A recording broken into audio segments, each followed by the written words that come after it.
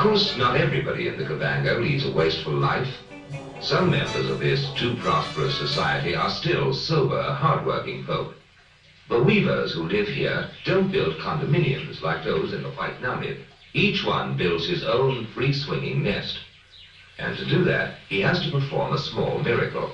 He has no hands, only his little beak to make all those intricate knots. So a newlywed is quite nervous when he builds his first nest under the watchful eye of his bride. When the job is finally done, he hops onto a twig and timidly invites his wife to inspect it. So she flits across and takes a long, hard look at her future home. It doesn't look very neat, and she doesn't even like the neighborhood. She's got to raise her kids in this. You like it, huh? You like it? Huh? She decides to make a closer inspection and subjects the house to intensive testing to see whether it conforms to her specifications. And he's in quite a flutter.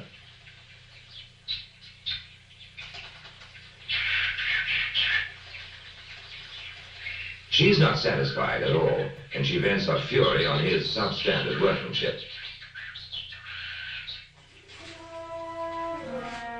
You didn't like it, huh?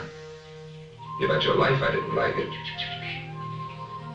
He's going to try again, and this time he chooses the neighborhood very carefully. He's all of a twitter because she's watching him.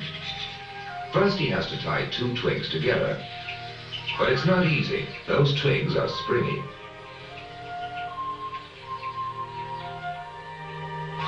Oh boy, it's not easy.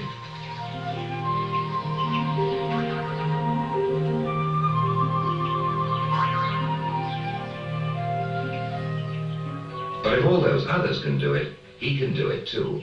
And one day he'll build a house that he can be proud of, although he'll still get nervous when he has to invite his wife to come and approve it.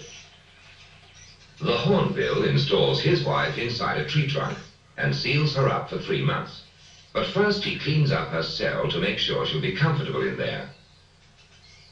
And then he flies off to get some clay to wall her in, and she starts undressing. She plucks out all her coarser feathers so she can be soft and cuddly for the chicks when they hatch. Without those feathers, she can't fly, but she won't be using her wings for quite a while.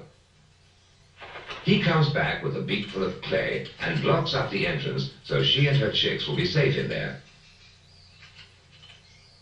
He leaves only a narrow slit, the right size and shape for a hornbill's bill, so he can bring her food and water while she lays her eggs and hatches them. And then there are suddenly 5 mouths to feed, and Father has to knock himself out providing for them all. And throughout the long, hot summer, he's the hardest working member of the opulent Cabango community.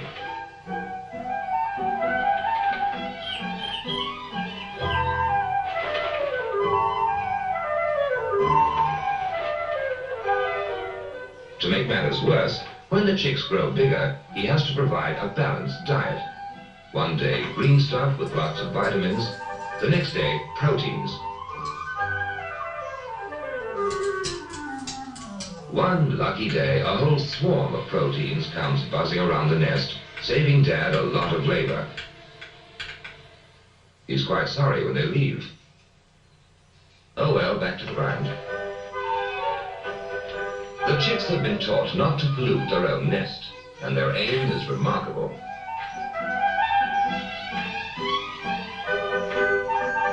As they grow, it gets quite crowded in the nursery.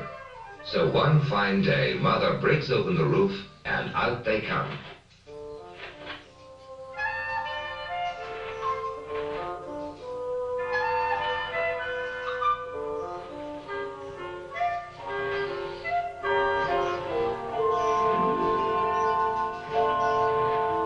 Father feels happy and proud to see his children at last.